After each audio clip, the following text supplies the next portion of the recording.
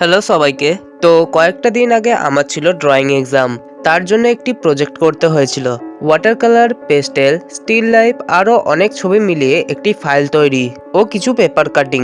ফাইলটা কার্ডবোর্ড দিয়ে বানিয়ে আর্ট পেপার লাগিয়ে ফাইলের সামনের দিকটা যাতে আরও সুন্দর লাগে তার জন্য মাঝে আমার নাম ও উপর নিচে শান্তিনিকেতন আলপনা করেছি অ্যাক্রিলিকে।